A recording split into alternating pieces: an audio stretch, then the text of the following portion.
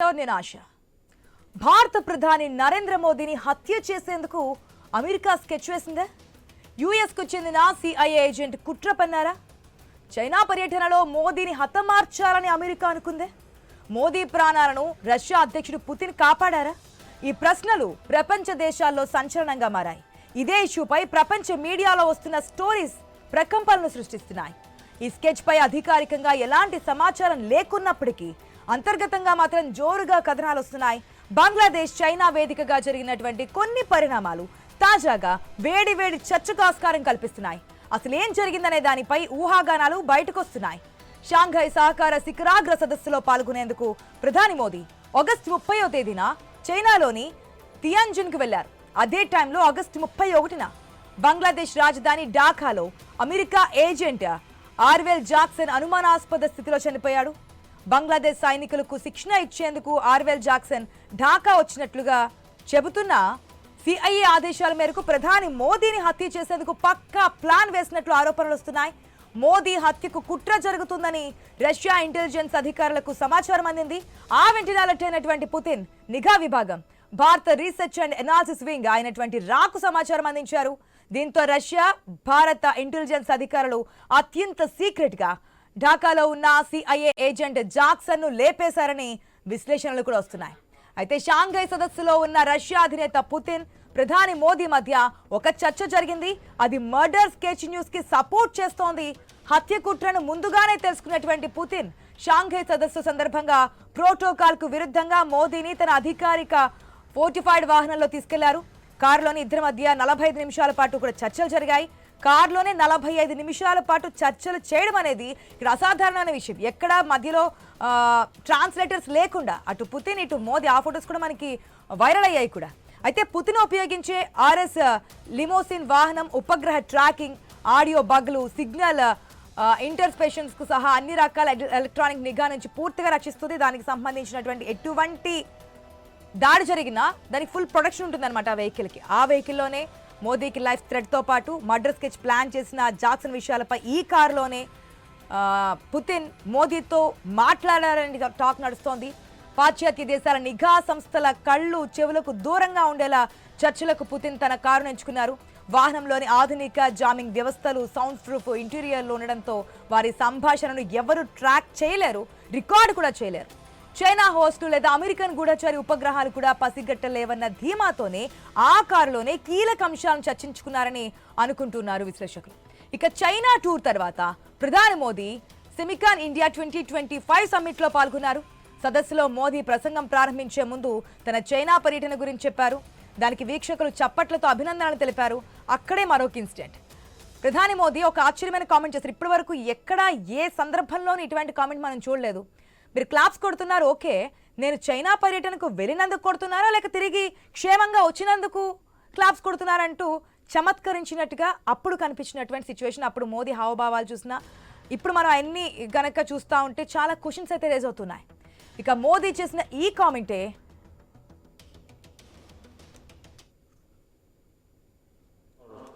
देवी और सजन, कल रात ही मैं जापान और चीन की यात्रा करके वापस लौटा हूँ.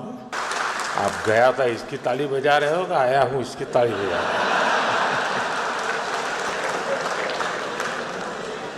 देवी और सजन, कल रात ही मैं जापान और चीन की यात्रा करके वापस लौटा हूँ. आप गया था इसकी ताली बजा रहे हो, आया हूँ इसकी ताली बजा रहे हो. देवी और सजन, कल रात ही मैं जापान और चीन की यात्रा करके वापस लौटा हूँ. आप गया था इसकी ताली बजा रहे हो, आया हूँ इसकी ताली बजा रहे हो.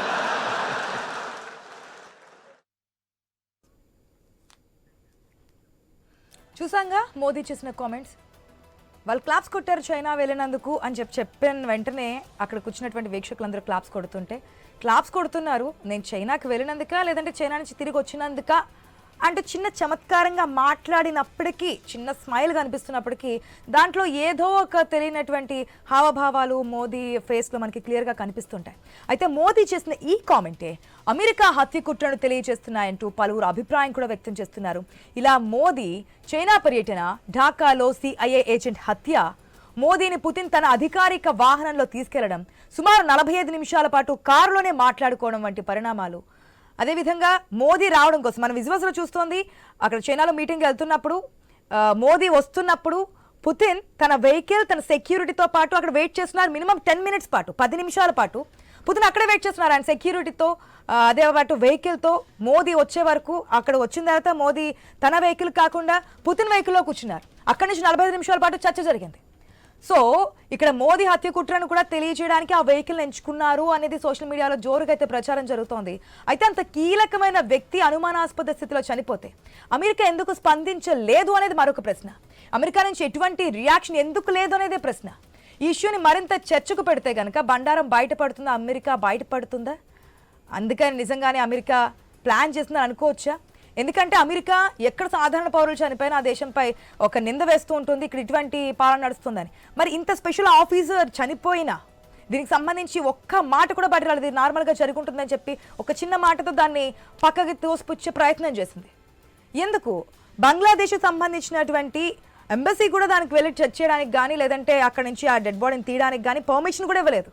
అమెరికా నుంచి వచ్చినటువంటి ఎంబసీ సంబంధించినటువంటి వైద్యులు, వారికి సంబంధించినటువంటి అధికారులు మాత్రమే ఆ బాడీని ఆ రూమ్లో ఉన్నటువంటి మన స్క్రీన్లో చూస్తుందే Jackson, US special force officer ఎవరైతే ఉన్నారో ట్రైనింగ్ ఇవ్వడానికి వచ్చారని చెప్తున్నారో ఆ పర్సన్ మనకి స్క్రీన్లో కనిపిస్తున్నటువంటి పర్సన్ ఆ రూమ్లో ఏదైతే వస్తువులు తనకు సంబంధించిన వస్తువులు ఉంటాయో ఆ వస్తువులను కానీ బాడీని కానీ కనీసం టచ్ చేయకుండా యుఎస్ ఎంబసీకి సంబంధించినటువంటి వ్యక్తులే వచ్చి దాని అందరినీ కూడా తీసుకెళ్ళడం జరిగింది. ఎందుకు ఇంత సీక్రెట్గా ఎక్కడా ఒక బయటికి రాకుండా చేయడం ద్వారానే మరొక ప్రశ్న ఉత్పన్నమవుతున్నటువంటి సిచ్యువేషన్ మనకు కనిపిస్తోంది.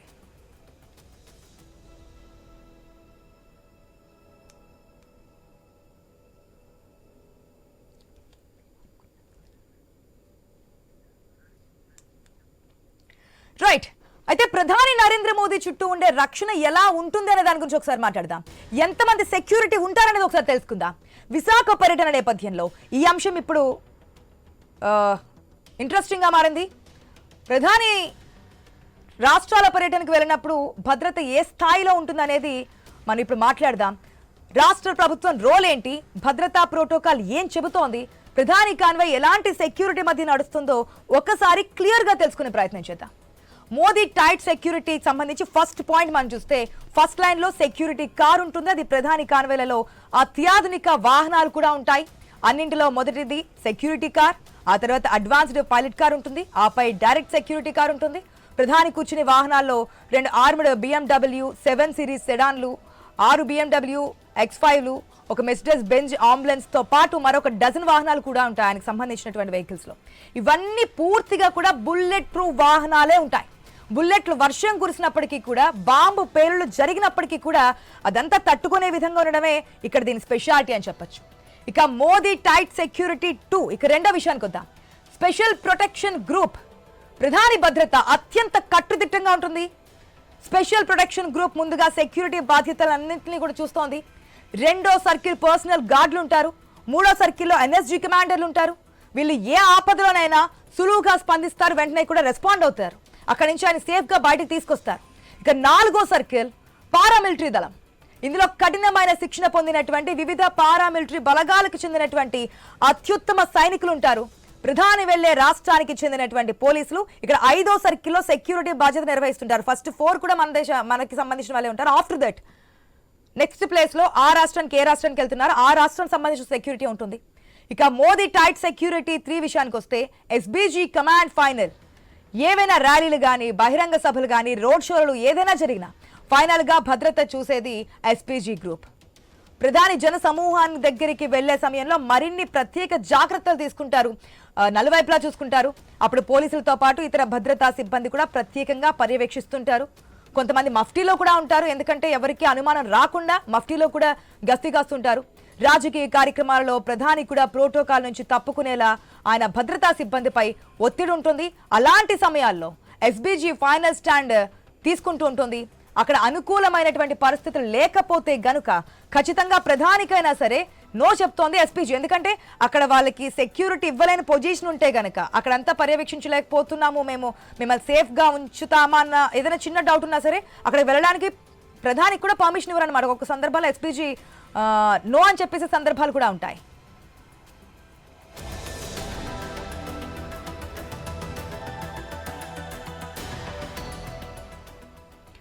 నిజంగానే మోదీ హత్యకు కుట్ర జరుగుతోందా, జరిగిందా? ఈ అన్ని పరిణామాలు పిన్ టు పిన్ ఏం జరిగింది, ఎక్కడ స్టార్ట్ అయింది, ఏ డేట్ను వెళ్లారు, ఆ జాక్సన్ అక్కడ ఎందుకున్నారు, అతన్ని ఏ విధంగా హతమార్చారు, చనిపోయిన తర్వాత యుఎస్ ఎందుకు ఆ విధంగా స్పందించింది, ఇప్పటికి ఇంకా ఎందుకు స్పందించడం లేదు? ఆ మీటింగ్లో చైనా, రష్యా, ఇండియా ముగ్గురు అధినేతలు మాట్లాడుకోవడం, కలిసి నవ్వుకోవడము, ముగ్గురు కలిసి ఉండడం చూడలేకనే ఈ విధంగా చేస్తున్నారా, లేదంటే మోదీ ఇంకాస్త గ్రోత్ అయితే గనక అది అమెరికాకే దెబ్బ అనుకుని ఈ విధంగా ప్రయత్నాలు చేస్తున్నారా? చాలా డౌట్స్ అయితే ఉన్నాయి, మాట్లాడదాం. మనతో పాటు డిబేట్లో పార్టిసిపేట్ చేస్తున్నారు పింటపాటి పుల్లారావు గారు, పొలిటికల్ అనలిస్ట్, అదేవిధంగా వివి రావు గారు, రిటైర్డ్ కర్నల్. నమస్తే అండి, వెల్కమ్ టు ద షో. ఫస్ట్గా పుల్లారావు గారు నమస్తే అండి. చాలా డౌట్స్ ఉన్నాయి, పిన్ టు పిన్ చెప్పాము, చూసారు, అసలు ఏం జరిగింది, ఎందుకు జరుగుతుంది అనేదే పాయింట్. ఇవన్నీ డాట్స్ అన్ని కనెక్ట్ చేసుకుంటే నిజంగానే ఏదో జరిగిందా అనేది క్లియర్ కట్గా అర్థమవుతుంది. మోదీ చేసినటువంటి కామెంట్స్, చైనా నుంచి తిరిగి వచ్చానన్నా లేదంటే క్షేమంగా వచ్చానన్నా, ఈ కామెంట్ ఇంతవరకు ఎక్కడ కూడా మనము ఇటువంటి కామెంట్స్ మనం చూడలేదు. ఎందుకు అమెరికాని చేసింది అనుకోవచ్చా పుల్లారావు గారు? ఒకటి, నరేంద్ర మోడీ ఎలాంటి ప్రధానమంత్రి లీడర్ అంటే థ్రెట్స్ ఉన్నాయి. ఏ రోజు ప్రధానమంత్రి అవ్వాడో ఆ రోజు నుంచి థ్రెట్స్ ఉన్నాయి. థ్రెట్ అనేది రియాలిటీ అవుతుందా అవదా నాకు ఉండొచ్చు, ఎవరి మీద థ్రెట్, కానీ నా దగ్గర శక్తి లేకపోతే అదొక డిస్టెంట్ థ్రెట్. థ్రెట్ చేసేవాడు మైండ్లో వెనకాల ఎవరున్నారు దాని మీద ఆధారపడి ఉంటుంది. అప్పుడు ఇంప్లిమెంట్ చేసే స్టేజ్ ఏమిటి చూడాలి. ఇంటెలిజెన్స్ ఏజెన్సీ ఏదో కారును కాపాడారు, ప్లేన్ కాపాడారు, సెక్యూరిటీ పీపుల్, అది కాదు. అంతవరకు వచ్చిందంటే ఆ కారు వరకు, ఆ విమానం వరకు, ఆ ఇంటి వరకు సెక్యూరిటీ ఫెయిలియర్ అయిపోయినట్లే. పెరిమీటర్ సెక్యూరిటీ అంట, అంటే దేశం అంతా చూస్తూ ఉంటా ఎవరేం మాట్లాడుతున్నారు, ఎలక్ట్రానిక్ ట్రాఫిక్ ఏమిటి, ఫోన్ల మీద ఏం జరుగుతుంది, సాటిలైట్ కమ్యూనికేషన్స్ ఏం జరుగుతున్నాయి, ఎవరు ఈయనకి థ్రెట్ ఉన్నది, ఎవరు, 1000 మంది ఉన్నారు భారతదేశంలో, చేసేవాళ్ళు, చేయగల వాళ్ళు, థ్రెట్ అంతా వచ్చేస్తారు. ఇప్పుడు కొంతవరకు ఈజీ అయిపోయింది, ఎందుకంటే టెలిఫోన్స్ ఈజీగా వాచ్ చేయొచ్చు, ఈజీగా పికప్ చేయొచ్చు, కంప్యూటర్స్ వాచ్ చేస్తాయి ట్రాఫిక్ ఏమన్నా పోకపోతే. సో మనం ఎలా చూడాలంటే సెక్యూరిటీ ల్యాబ్స్ అయిందంటే ఫెయిల్ అయిపోయింది. జనవరి 5, 2022 మీకు జ్ఞాపకం ఉన్నది కదా, పంజాబ్లో నరేంద్ర మోడీ కారు గంట సేపు రోడ్డు మీద నిలబెట్టేశారు. సెక్యూరిటీ లేక పెద్ద మాబ్ 1 కిలోమీటర్ దూరంలో ఉన్నది, పోలీస్ ఫోర్స్ లేరు, ఎవరు రాలేదు. అది పెద్ద ల్యాబ్స్, చాలా పెద్ద ల్యాబ్స్. ఇలాంటి వ్యక్తులకి ఏం జరుగుతూ ఉంటే, డొనాల్డ్ ట్రంప్ ఉన్నాడు ఫస్ట్ టర్మ్లో, ఇప్పుడు ఆయన మీద అంత థ్రెట్ లేదు. ఫస్ట్ టర్మ్లో చాలా థ్రెట్స్ ఉంటాయి ఆయన మీద, అవన్నీ బయటికి రావు. థ్రెట్ అనగానే బయటికి రాదు, అది అక్కడే ఆ థ్రెట్ని వాళ్ళు కన్ఫ్రంట్ చేసి థ్రెట్ని తీసేస్తే బయటికి చెప్పరు, ఎందుకంటే చెప్పకూడదు కూడా. చెప్పారంటే ఎవరో వచ్చి థ్రెటన్ చేశారు అంటే ఐడియాస్ వస్తాయి మిగతా వాళ్ళు. ఆ థ్రెట్ కూడా చెప్పుకోరు, థ్రెట్ వచ్చిందని చెప్పుకోరు, థ్రెట్ ఇలా జరిగిందని గొప్ప చెప్పుకోకూడదు. విక్టిమ్ ఇంకా ఎక్స్పోజ్ అయిపోతాడు. థ్రెట్ ఉన్నదా లేదా ఎవరికి తెలియకూడదు, థ్రెట్ వచ్చిందా లేదా చెప్పకూడదు. డిసేబుల్ చేశారు ఆ థ్రెట్ని, ఎలా చేశారు కూడా చెప్పకూడదు. అది హై లెవెల్ సెక్యూరిటీ. ప్రపంచంలో ఉన్న 5-10 మంది పెద్ద లీడర్స్ ఎవరి మీద థ్రెట్స్ ఉన్నాయి ఇవాళ. Yes, of course, American president, Russian president, Ukraine president, Chinese president కొంతవరకు, ఇండియన్ ప్రైమ్ మినిస్టర్ అలాంటి టార్గెట్. ఎందుకంటే ఒక ఇంపార్టెంట్ ఫిగరు, ఒక పోలరైజింగ్ ఫిగర్. ఆయన పెద్ద నిర్ణయాలు తీసుకుంటున్నాడు. పెద్ద దేశాలు మనకు వ్యతిరేకం, లైఫ్ అండ్ డెత్. పాకిస్తాన్, చైనాతో స్ట్రగుల్ జరుగుతుంది. ఎన్నో మార్పులు తీసుకొచ్చాడు టెర్రరిస్ట్ ఏరియాలోకి. అది మంచిగా చెడ్డ నేను చెప్పట్లేదు. So vulnerable target Narendra Modi, 24 గంటలు టార్గెట్. నాలాంటి వాడిని అడిగితే ఆయన పబ్లిక్ మీటింగ్స్లో చాలా ఎక్స్పోజ్ అయిపోతున్నాడు. బాగా వెచ్ చేశారు ఆ క్రౌడ్ని లేదా చూడాలి. మీకు కొద్దిగా కర్నల్ గారు వాగుతున్నారు, నేను మాట తగ్గించుకోవాలి. ఇందిరాగాంధీ అసాసినేషన్ అక్టోబర్ 1984, అది ఆపరేషన్ బ్లూ స్టార్ అవ్వాక, ఆ గురుద్వారాని అటాక్ చేశాక, గోల్డెన్ టెంపుల్ని వాళ్ళందరినీ చంపేశాక అంతా సేఫ్గా ఉన్నారు అనుకుంటే చిన్న విషయం. ఆ రోజుల్లో సెక్యూరిటీ చాలా ఇన్ఫార్మల్. అప్పుడు ఇంటెలిజెన్స్ బ్యూరో ఇందిరాగాంధీకి చెప్పారు, మీ సెక్యూరిటీలో సిక్స్ ఎవరు ఉండకూడదు, తీసేస్తామంటే తీయటానికి వీలు లేదు, డామ్ డూమ్ అంటే సిక్కే తప్పిస్తారు. ఉమ్, సో గ్యాప్కు పెట్టుకోవాలి. సెక్యూరిటీ థ్రెట్ ఉంది. 1984 అక్టోబర్ 31 తర్వాత భారతదేశంలో ఇన్నసెన్స్ పోయింది. ఇంకా ప్రైమ్ మినిస్టర్ ఇంటి ముందల కన్ను పెట్టుకుని పోలీస్ మ్యాన్ నిలబడేవాడు కాదు. Pistol, conference pistol, under cover people, plain clothes police man ఉండేవారు. మారిపోయింది. ఆ రోజు నుంచి భారతదేశంలో మొత్తం ఇన్నసెన్స్ పోయింది. భారతదేశం పార్లమెంట్లో సెక్యూరిటీ ఉండేది కాదు. ఎంపీ లోపలికి తీసుకెళ్ళిపోవచ్చు, లోపలికి సెంట్రల్ హాల్ వరకు. ఉమ్, సో మన దేశానికి అప్పటి నుంచి ఏదో థ్రెట్స్ ఉన్నాయి. ఉమ్, నరేంద్ర మోడీ గాంధీ తర్వాత, రాజీవ్ గాంధీ తర్వాత ఒక పెద్ద థ్రెట్ ఫేస్ వ్యక్తి కాబట్టి, ఉమ్, 24 గంటలు థ్రెట్ ఉన్నది కాబట్టి ఉమ్, అది మనం కొత్త అనుకోకూడదు. కాన్స్టెంట్గా వాచ్ చేసుకోవాలి. అసలు మర్చిపోయింది, ఇంకో వ్యక్తి కూడా ఉన్నారు, ఇజ్రాయెల్ ప్రైమ్ మినిస్టర్ నెతన్యాహు. ఆయన టాప్ టాప్ టాప్ టార్గెట్ ప్రపంచం. ఆయన తర్వాత వీళ్ళందరూ Russian president, American Okay. President, Indian prime minister, Ukraine president. మిగతా వాళ్ళ మీద అంత థ్రెట్స్ ఏం లేవు. పాకిస్తాన్ ప్రధానమంత్రి మీద ఎవడు వెళ్తాడు? షెహబాజ్ మీద పెద్ద థ్రెట్ కాదు, వాళ్ళకి ఏం థ్రెట్టే లేదు, వాళ్ళ ఏం లేదు. సో ఇది మనం చూసుకోవాల్సింది. తప్పకుండా అప్గ్రేడ్ చేయాలి. ఉమ్, తర్వాత ఇంకో మాట అంతా అనొచ్చలేదు, ఒక పెద్ద సంస్థ ప్రభుత్వం నిర్ణయం తీసుకున్నారంటే, ఎవరో పెద్ద లీడర్ని అసాసినేట్ చేయాలంటే ఆపలేరు. ఉమ్, ఇంపాసిబుల్. ఆ రోజుల్లో ఎప్పుడో 40 సంవత్సరాల క్రితం క్యూబన్ ప్రైమ్ మినిస్టర్ మాఫ్ చేయటానికి, తీసేయటానికి ప్రయత్నం చేస్తే ఆగింది. కానీ టెక్నాలజీ పెరిగిపోయింది. ఉమ్, ఒక లీడర్ ప్రతి నిమిషం ఎక్కడున్నాడు, ఎవరున్నారు, శాటిలైట్స్ నుంచి చూసి కవర్ ఏంటి, ఎన్నో విధాలు. ఇజ్రాయెల్ 3 నెలల క్రితం టెలిఫోన్స్ ద్వారా, టెలిఫోన్ ఎక్స్ప్లోజన్స్ ద్వారా లెబనాన్లో మొత్తం హిజ్బుల్లా లీడర్షిప్ అందరిని చంపేశారు కదా, మీకు మర్చిపోయారేమో. ఉమ్, టెలిఫోన్స్ ఎక్స్ప్లోడ్ అవి. మీ చేతిలో ఫోన్ ఉన్నది. సో ఇజ్రాయెల్ ఇంకాస్త ఒక్క రోజులో నిఘాలో పెట్టారు. జాగ్రత్తగా ఉండాలి. ఇటువంటి థ్రెట్స్ ఉన్నాయి కాబట్టి 100% సెక్యూరిటీని ఇంకాస్త 100% టైట్ threats ఉన్నాయి. చేసుకోవాలి, జాగ్రత్తగా ఉండాలి ఇంకా అంటారు. చేసుకోవాలి. ఎస్, ఇంకా పుల్లారావు గారు ఒక చేసుకోవాలి. నిమిషం. Sorry, వివిరావు గారు, sorry. వివిరావు గారు మనతో పాటు ఉన్నారు, సమయం తక్కువ ఉంది కాబట్టి. రావు Correct. గారు నమస్తే అండి. రావు గారు, అమెరికా ఒక పక్క నుంచి నాకు మిత్ర దేశము, ట్రంప్ చాలా మంచి వాళ్ళు, భారత్ చాలా మంచి దేశం అంటూ కూడా మొన్న కూడా మాట్లాడడం మనం చూసాం. షబాజ్ షరీఫ్ అక్కడ ఉన్నప్పుడు కూడా మాట్లాడుతూ అవునా కాదా అని చెప్పి మాట్లాడారు, అవునని చెప్పి చెప్పించే విధంగా చెప్పారు. ఇవన్నీ కూడా బయటకు మనకి తెలుస్తున్నటువంటి విషయాలు. కానీ లోపల ఇంత దారుణంగా ప్లాన్ చేస్తున్నారా అనేది ఒక పాయింట్ నడుస్తోంది. అసలు ఎందుకు జాక్సన్ అక్కడికి వెళ్ళారు? అతను ఆల్రెడీ ఏదైతే ఇటువంటి ఆపరేషన్స్లో దిట్టగా చెప్తున్నారు, అటువంటి పర్సన్ అక్కడికి ఎందుకు వెళ్ళారు? ఇప్పుడు రాగానే లేదంటే రష్యన్ సంబంధించి ఇంటెలిజెన్స్ విభాగానికి కానీ కనుగొని చెప్పారు కాబట్టి, లేకుంటే ఏదైనా జరుగుంటే ఏం జరిగేది అనేది కూడా ఇంకో పాయింట్ వస్తుంది. ఎందుకు ఆ జాక్సన్ చనిపోయిన తర్వాత యుఎస్ చాలా సింపుల్గా లైట్ తీసుకొని వదిలేసింది అనేది కూడా మరొక పాయింట్. నిజంగానే సెక్యూరిటీ ఇంకాస్త టైట్ చేయాలంటారా రావు గారు? మోడీ గారికి ఎప్పుడూ థ్రెట్స్ ఉంటాయండి. ఎందుకంటే ఆయన ఒక స్ట్రాంగ్ లీడర్. ఎవరైతే స్ట్రాంగ్ గా ఉంటారో జనరల్ గా వాళ్ళకి ప్రపోర్షనేట్ గా స్ట్రాంగ్ థ్రెట్స్ కూడా ఉంటాయి. దాన్ని విఫలం చేయడంలో ఇంటర్నల్ గా ఉన్న ఎస్పీజీ, అవుటర్ పెరిమీటర్ లో రా, ఐబీ, మిగతా ఇంటెలిజెన్స్ ఏజెన్సీస్, అలాగే మనకి సత్సంబంధాలు ఉన్న దేశాలు కూడా వాళ్ళు కూడా హెల్ప్ చేస్తూ ఉంటారు. ఎప్పుడు ఇంటెలిజెన్స్ ఏవి ఇన్పుట్స్ వచ్చినా కానీ మనం కూడా మనకి ఏమైనా ఇన్పుట్స్ వస్తే అలాగే వేరే దేశాలకి షేర్ చేస్తాం. ఇందులో డౌట్ ఏం లేదు. ఆయన థ్రెటెడ్ పర్సన్, ఆయన సెక్యూరిటీ ఎప్పటికప్పుడు రివ్యూ చేసుకుంటా, ఎప్పటికప్పుడు రివైజ్ చేసుకుంటా ఆ థ్రెట్స్ ని మీట్ అవుతూనే ఉండాలి. అందులో డౌట్ ఏమీ లేదు. ఈ రోజుని పాకిస్తాన్కి ఎగ్జిస్టెన్సే మోడీ గారికి ప్రభావం వల్ల ఉందనుకుంటున్నారు. ఆయన కాదనుకుంటే పాకిస్తాన్ ఉండదు కూడా రేపు. అందువల్ల చెప్పి కొంతమందికి ఐఎస్ఐ అటువంటి ఏజెన్సీలు విపరీతంగా పనిచేస్తాయి.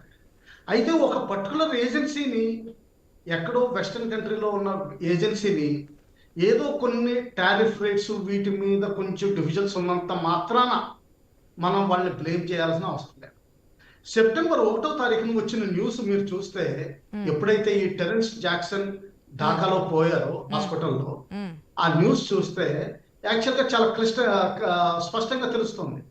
ఆయన ఒక declared command inspector, central command, America central command ఏదైతే ఉందో, అంటే ఆఫ్రికా, మిడిల్ ఈస్ట్ చూస్తుందో, అటువంటి కమాండ్ లో ఉన్న పారా స్పెషల్ ఫోర్సెస్ కి ఆయన ఇన్స్పెక్టర్. అంటే ఏంటంటే టెక్నికల్ ఆస్పెక్ట్స్ ఎవాల్యుయేట్ చేస్తా ఉంటారు. అంటే ఆయన జనరల్ గా ట్రైనింగ్ లో ఎక్స్పర్ట్. ఆయన 3 నెలల నుంచి అప్పటి వరకు బంగ్లాదేశ్ లో ఉన్నారు. జనరల్ గా ఏ మిలిటరీ ఆఫీసర్ 3 months లీవ్ కానీ ప్రైవేట్ బిజినెస్ మీద ఉండరు ఇటువంటి పరిస్థితులు. అది బంగ్లాదేశ్ అటువంటి కంట్రీలో. ఆయన వచ్చి జనరల్ గా విజిట్ చేసింది చిట్టగాం అటువంటి ఏరియా. ఎక్కడైతే రోహింగ్యాస్ ఉన్నారో, ఎక్కడైతే ఒకప్పుడు వెస్టర్న్ కంట్రీస్ ఒక క్రిస్టియన్ కంట్రీ ఫామ్ చేయాలని చూసిందో, ఇటువంటివి ఉన్నాయి. అదే టైంలో ఇంకొక న్యూస్ దానికి లింకేజ్ ఉంది. బంగ్లాదేశ్ లో ఎవరైతే అంబాసిడర్ చేశారో అంతకుముందు, ఆయన 6 times విజిట్ చేశాడు ఈ సంవత్సరంలో బిజినెస్ పర్పస్ మీద. ఆయన కూడా వెళ్ళింది చిట్టగాం ఏరియానే. అంటే బేసికలీ వాళ్ళు రోహింగ్యాస్ కి ట్రైనింగ్ ఇవ్వడమో, లేకపోతే ఒక Christian based country with Chittagong eastern area, తర్వాత మయన్మార్ లో ఉన్న కొంత పోర్షన్, బహుశా వీలైతే కొంత ఇండియన్ పోర్షన్, ఇవన్నీ కలుపుని చేద్దామని, వాళ్ళకి ఏమైనా ట్రైనింగ్ ఇద్దామని అటువంటిది ఏదైనా చేస్తున్నారా అన్నది ఎక్కువ అనిపించింది. అయితే ఈ మోడీ గారు వెనక్కి వచ్చిన తర్వాత ఈ స్టేట్మెంట్ ని పట్టుకుని రష్యన్ ప్రెసిడెంట్ ఆయన్ని కార్లో తీసుకెళ్ళడం చూసుకుని, ఇవన్నీ సోషల్ మీడియాలో కొంత క్రియేటివిటీ ఎక్కువ అనిపిస్తుంది. కాదంటారా? ఆ క్రియేటివిటీ చెప్పండి. కాదంటారా? అంటే ఆయన స్పెషల్ సెక్యూరిటీతో స్పెషల్ వెహికల్లో, ఆయన వెహికల్లో అక్కడి నుంచి తీసుకెళ్లడము, 45 minutes పాటు చర్చలు జరగడము, డాట్స్ అన్ని ఇది హెడ్స్ ఆఫ్ స్టేట్ మధ్యలో ఇవి జనరల్ గా చాలా కామన్. మనకు కూడా యాజ్ ఎ కామన్ మ్యాన్ కూడా మన ఏదైనా పెళ్లికి కానీ ఎక్కడికైనా వెళ్ళినప్పుడు ఎవరైనా బాగా తెలిసిన వాళ్ళు సడన్ గా కనిపిస్తే, లేకపోతే బిజినెస్ పర్పస్ కోసం అయినా సరే ఎవరైనా కనిపిస్తే, మనం వాళ్ళతో జనరల్ గా ఆ ఈవెంట్ అంతా జరుపుతా ఉంటాం. సో మన సెక్యూరిటీని కాదని చెప్పి అక్కడ తీసుకెళ్లి మాట్లాడడం అనేది, అంటే అనుమానాలు, ఇదేది కూడా క్లారిటీ డిక్లేర్ అయిపోయింది ఇదే అని చెప్పి చెప్పడం లేదు. ఈ డాట్స్ అన్ని కలుపుతుంటే ఇది ఇట్లా కనిపిస్తోంది కదా, నిజంగానే కుట్ర పన్నిందా యుఎస్ అనేది? ఇప్పుడు యుఎస్ కుట్ర పన్నింది అన్నది కొంచెం ఎక్స్టెండెడ్ ఇమాజినేషన్ అండ్ క్రియేటివిటీ అనుకుంటాం. ఎందుకంటే మనకి అమెరికాకి చాలా సత్సంబంధాలు ఉన్నాయి. వాళ్ళ వైస్ ప్రెసిడెంట్ కి కొంచెం ఇండియా సంబంధాలు ఉన్నాయి. ట్రంప్ గారికి, మోడీ గారికి. కానీ ఇప్పటికే రావు గారు కొన్ని సందర్భాల విభేదాలు కూడా ఉన్నాయిగా. రష్యా నుంచి చమురు కొనొద్దని చెప్తున్నారు. లాస్ట్ టైం కూడా చెప్పారు, నాకు ప్రామిస్ చేశారు, నేను మాట్లాడాను మోదీతో, ఇంకెప్పుడు కొనని చెప్పారు రష్యా నుంచి అని చెప్పారు. మన దగ్గర నుంచి మేమేం మాట్లాడదని చెప్పి ఒక స్టేట్మెంట్ ఇచ్చారు. సో రష్యాని కంట్రోల్ చేయాలన్నా, అటుపక్క యుక్రెయిన్కి ఇది సపోర్ట్ చేయాలన్నా, అన్నిటికీ ఇండియానే సపోర్ట్ చేస్తుంది, ఇండియా ఎదుగుతుంది కాబట్టి ఈ విధంగా ప్లాన్ చేస్తుంది అనుకోవడానికి లేదా? అంటే వస్తున్న అనుమానాలే, ఏది నేను కన్ఫర్మ్ చేయట్లేదు. డౌట్స్ ఒకటి చూడాలమ్మా, మనం ఏంటంటే ఇటువంటి సందర్భాల్లో మనం కాదు అవును అని ఏం చెప్పలేము. ఎక్కడ ఏ ప్లాన్స్ నడుస్తున్నాయో, దేనికి నడుస్తున్నాయో అది కూడా మనకు తెలియదు. అదే మనకు తెలియనప్పుడు దాన్ని అక్కడికక్కడ వదిలేయడం బెటర్, మనం మన సెక్యూరిటీని పెంచుకోవడం బెటర్. ఇప్పుడు మనం ఒక ఆర్గనైజేషన్ బ్లేమ్ చేయడం వల్ల ఏం చేస్తున్నాం అంటే, మనకి వాళ్ళకున్న సత్సంబంధాలని చాలా వరకు చెడగొడుతున్నాం. అది నేను అనేది. అటువంటి ఇప్పుడు ఒకవేళ అనుమానం ఉన్నా కానీ లెట్ రా deal with it, let IB prove it. Military intelligence వాళ్ళు కూడా మన సీనియర్ ఆఫీసర్స్ బంగ్లాదేశ్ వెళ్ళి చీఫ్ ని కలిసి వచ్చారు, ఒక చోటకి వెళ్ళారు. ఇవన్నీ వేరు వేరు విధాలు నడుస్తున్నాయి. ఇప్పుడు బంగ్లాదేశ్ లో కూడా వాళ్ళ నార్త్ వెస్టర్న్ పోర్షన్ ఏదైతే మన సిలిగురి కారిడార్ కి దగ్గరలో ఉందో అక్కడ చాలా యాక్టివిటీస్ నడుస్తున్నాయి. అలాగే వాళ్ళ సౌత్ ఈస్టర్న్ కారిడార్, చట్టగాం అంటారు. ఇప్పుడు అది చిట్టగాంగ్ అని ఇంగ్లీష్ పదం మనం ఎక్కువ వాడతాం. ఆ చిట్టగాంగ్ ఏరియాలో ట్రైబల్స్ ఎక్కువ ఉంటారు. తర్వాత కొంచెం క్రిస్టియన్ పాపులేషన్, తర్వాత ఈ రోహింగ్యాస్ మైగ్రెంట్స్ కూడా చాలా మంది ఉన్నారు. సో షేక్ హసీనా గారు చెప్పడం బట్టి ఏంటంటే, అమెరికా ఒక దీవి అడిగింది వాళ్ళ బేస్ కోసం, అది చైనాని కౌంటర్ చేయడానికి ఇండియా బే ఆఫ్ బెంగాల్ లో. ఆవిడ ఇవ్వనన్నారు కాబట్టి షేక్ హసీనాని తప్పించారు. యూనస్ ఎవరైతే ఫేవరబుల్ గా ఉన్నారో ఆయనకి నోబెల్ ప్రైజ్ పాతది చూసుకుని ఆయన ఇంటలెక్చువల్ చేసి ఆయన ఒక ఎకనామిస్ట్ తయారు చేసేసి ఆయన నిలబెట్టారు ఈరోజు. దానికి వెనకాల ఫండమెంటలిస్ట్ ఫోర్సెస్ కూడా ఉన్నాయి. అందులో పాకిస్తాన్ హ్యాండ్ కూడా ఉంది. సో పాకిస్తాన్ హ్యాండ్ ఇంకా అంటే ఎక్కువ నమ్మొచ్చు. వేరే ఆర్గనైజేషన్ హ్యాండ్ అంటే కొంచెం తక్కువ ఉంటుంది. ఆ తర్వాత కొన్ని వీడియోస్ లో ఏదో పోలోనియం వాడారు, ఇది వాడారు అని వస్తుంది. ఇది పోలోనియం అన్నది లాస్ట్ 3 decades లో ఎప్పుడూ వస్తూనే ఉంది. ఆఖరికి శశి తరూర్ గారి కేసు, పర్సనల్ కేసులో కూడా ఈ పోలోనియం మెన్షన్ వచ్చింది. సో ఏంటంటే కొంచెం extra creativity, heights of imagination అనుకుందాం. ఇదంతా క్రియేటివిటీ, ఇమాజినేషన్ వరకే ఉండిపోతే పర్లే. ఒకవేళ ఏదైనా ఇది నిజంగా జరిగితే కనుక సెక్యూరిటీ టైట్ చేయాల్సిన అవసరం ఉందంటారు, అంతే కదా? సెక్యూరిటీ ఎట్టి పరిస్థితుల్లోనూ ఉందని, అది ఎట్టి పరిస్థితుల్లోనూ ఉంది. మన దేశంలో కూడా ఆయనకు శత్రువులు ఉంటారు. ఆయన ఉన్న పార్టీ కూడా చాలా పెద్ద పార్టీ.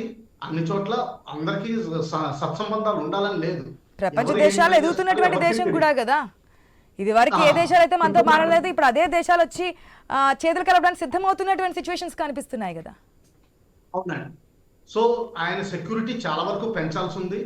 అలాగే ఇప్పుడు మలేషియాలో జరుగుతున్న మీటింగ్ కి ఆయన అటెండ్ కాకపోవడం, దానికి వేరే కారణాలు ఉండొచ్చు. ఇక్కడ ఎలక్షన్స్ ఉన్నాయి, ఇక్కడ ఒక సైడ్ మన ఆపరేషన్ త్రిశూల్ నడుస్తుంది, తీవ్రమైన ఎక్సైజ్ రేపటి నుంచి. అలాగే Pakistan nuclear threat, chief nuclear threat ఇస్తున్నాడు. తర్వాత టాక్టికల్ న్యూక్లియర్ వెపన్స్ వీటన్నిటిని ఏదైతే కలుపుకుంటున్నారో అదంతా జరగదు అంటున్నారు. ఓకే, నేనేమంటున్నానంటే ఒకటి చూడండి, ఎవరైనా సరే ఇనిషియేటివ్ తీసుకుంటే ప్రపంచంలో ఏదైనా చేయగలరు.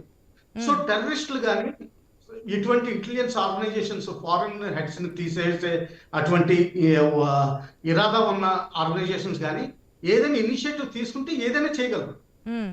దానికి కౌంటర్ గా మనం వీలైనంత వరకు కౌంటర్ చేసుకుంటానే ఉండాలి. ఇది ఒక గేమ్, చెస్ గేమ్ లాంటిది. అది నడుస్తూనే ఉంటుంది. వాళ్ళ ఇంటెన్సిటీ పెరుగుతుంది, మనం కూడా మన ఇంటెన్సిటీ పెంచుకోవాలి. ఇప్పుడు శాటిలైట్ కమ్యూనికేషన్స్ పుల్లారావు గారు చెప్పినట్టు చాలా కాంప్రహెన్సివ్ గా, బ్రీఫ్ గా, సింపుల్ కి అర్థమయ్యేటట్టు చెప్పారు.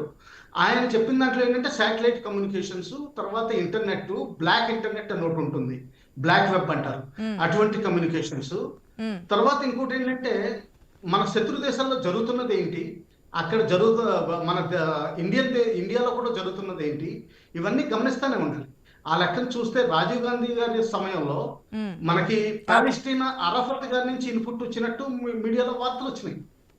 అలాగే ఎంతో కొంత వస్తూనే ఉంటాయి. ఇవి మన దేశం కూడా నాకు తెలిసినంత వరకు చాలా ఇన్పుట్స్ మనం కూడా అమెరికాకి ఇచ్చాం.